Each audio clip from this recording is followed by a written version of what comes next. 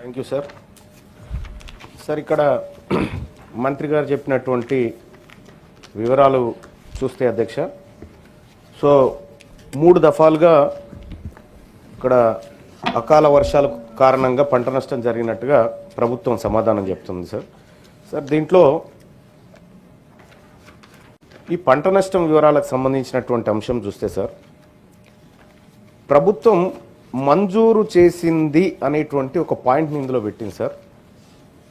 ఒక దఫలో 122 కోట్ల 33 లక్షల 16,000, మరో దఫలో 109 కోట్ల 28 లక్షల 61,000 రూపాయలు ప్రభుత్వం మంజూరు చేసిందని చెప్పింది సార్. సో ఈ అకాల వర్షాలు కురిసి దాదాపు 4-5 నెలలుగా వస్తూ ఉంది సార్, కొన్ని ఇంకొకసారి 3 నెలలుగా వస్తూ ఉంది సార్. నష్టం పరిహారం అనేటువంటి అంశానికి ఒక అర్థం ఉండాలి సార్. నష్టం జరిగిందంటే వెంటనే తక్షణమే ఆదుకోవడానికి ప్రభుత్వం చేసేటువంటి తక్షణ చర్యల్లో ఒక భాగం సార్.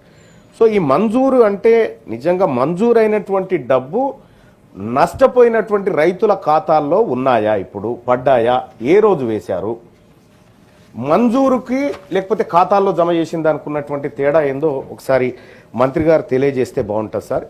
ఇక రెండో అంశం ఏంటంటే సార్, ఆగస్టు 11వ తేదీ నుంచి సెప్టెంబర్ మొదటి వారంలో సంబంధించిన భారీ వర్షాలకు సంబంధించిన జిల్లా వారి పంట నష్ట వివరాలని చెప్పి ప్రభుత్వం చెప్పింది సార్.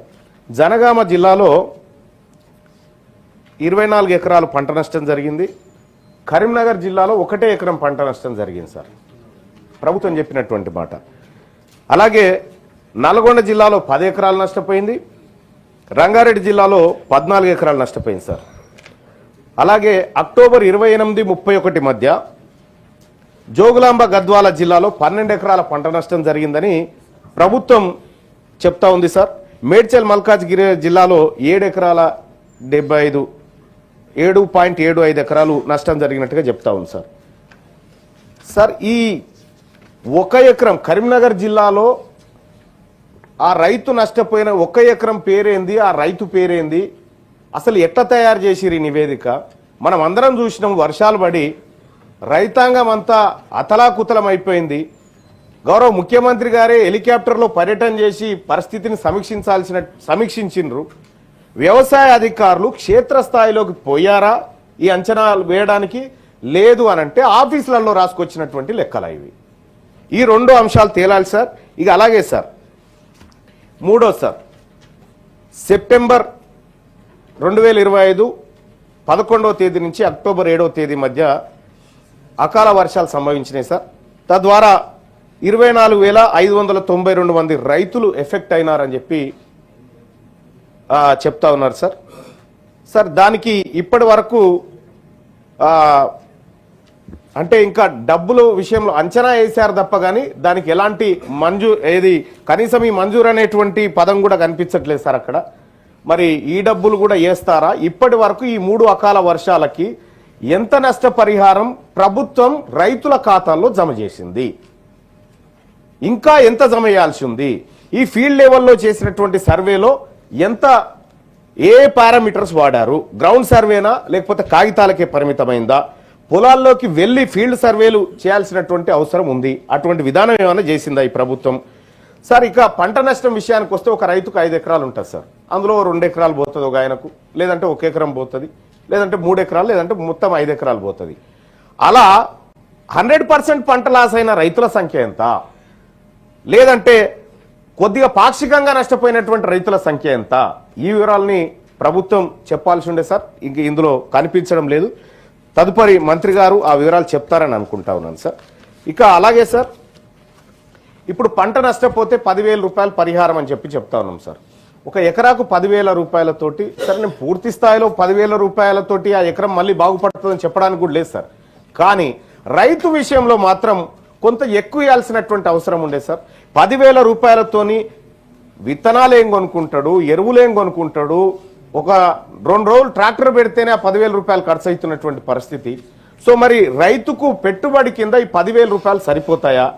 లేకపోతే రాష్ట్ర ప్రభుత్వం ఎన్నో ఖర్చులు చేస్తా ఉన్నారు సార్, మనం ఎన్నెన్నో ఖర్చులు చేస్తా ఉన్నాం. రైతుల విషయంలో కొద్దిగా ఎక్కువ ఖర్చు చేయడం వల్ల వచ్చే నష్టం ఏం లేదు. రైతు ఎందుకంటే తెలంగాణ రాష్ట్రం 60% వ్యవసాయ ఆధారిత రాష్ట్రం సార్. 60% వ్యవసాయ ఆధారిత రాష్ట్రంలో రైతుల సంక్షేమానికి రాష్ట్ర ప్రభుత్వం రాజీ పడకుండా నిధులు ఖర్చు చేయాల్సినటువంటి అవసరం ఉంది సార్. సో మరి ఇప్పుడు ఎకరాకు ఎంత సరిపోతుంది సార్? ఎన్ని విత్తనాల విషయంలో పంట నష్టం జరిగినటువంటి రైతులకు ఏమైనా ప్రత్యేక సబ్సిడీలు ఇస్తా ఉన్నారా? లేదంటే ఎరువుల పంపిణీ విధానంలో ఏమైనా ప్రత్యేక చొరవ తీసుకుంటా ఉన్నారా? మరి ఆ రైతులు ఆగమైనటువంటి రైతులను ఆదుకోవడంలో తెలంగాణ రాష్ట్ర ప్రభుత్వం చొరవ చూపాల్సినటువంటి అవసరం ఉంది సార్. ఇక అలాగే సార్, ఇప్పుడు పంట నష్టపోయినటువంటి రైతుల జాబితా ఇచ్చారు సార్. దాదాపుగా 2,40,412 మంది రైతులు ఈ అకాల వర్షాల కారణంగా నష్టపోయినట్టుగా నివేదికలు చెప్తా ఉన్నాయి సార్. సార్ ఇందులో కౌలు రైతుల సంఖ్య ఏది సార్? కౌలు పట్టుకొని ఒకరి దగ్గర వ్యవసాయం చేసేటువంటి రైతు ఆయనకున్న 1 ఎకరం తీసుకుంటాడు, లేదంటే పక్కోలతో 3-4 ఎకరాలు తీసుకొని వ్యవసాయం చేసుకుంటాడు సార్. మరి అది ఇది నష్టపోతే సార్ కౌలు రైతుల లెక్క ఇందులో ఉందా? కౌలు రైతులకు నష్టపరిహారం చేరాలంటే ఎట్లా? మరి అసలు రైతుకు పోయి పట్టదారికి పోయి కౌలు రైతుకు దక్కకపోతే మళ్ళీ కౌలు రైతు పరిస్థితి ఏంది? కాబట్టి కౌలు రైతు విషయంలో కూడా ఈ రాష్ట్ర ప్రభుత్వం స్పష్టతనివ్వాలి సార్. వ్యవసాయ శాఖ మంత్రి గారు, గౌరవ మంత్రి గారు ఈ విషయంలో నాకు ప్రత్యేక సమాధానం చెప్తుందని అనుకుంటున్నాను సార్. ఇక సార్ మళ్ళీ నష్టపోయినటువంటి పంట విషయంలో ప్రభుత్వం ఇంకా ఇది క్వశ్చన్ అవర్ ఇది సార్. అదే సార్ ఇన్ని క్వశ్చన్లు సప్లిమెంటరీ వేస్తే ఎట్లా? ఇంకో ఆయన ఉన్నాడు అంటే సార్, ఇది రైతుల విషయం సార్. దయచేసి మీకు తెలియదు కాదు సార్, ఇది రైతులకు సంబంధించినటువంటి క్వశ్చన్ అవరే సార్. కాకపోతే ఏమంటున్నాను సార్, ఇందులో ప్రభుత్వం అడిగిన దాంట్లో సమాధానాలు లేనప్పుడు మరి నేను ఎవరిని అడగాలి సార్? తమరనే కాదు సార్. ప్లీజ్ సార్ కంప్లీట్ చేస్తా ఉన్నాను సార్. సార్ ఇంకా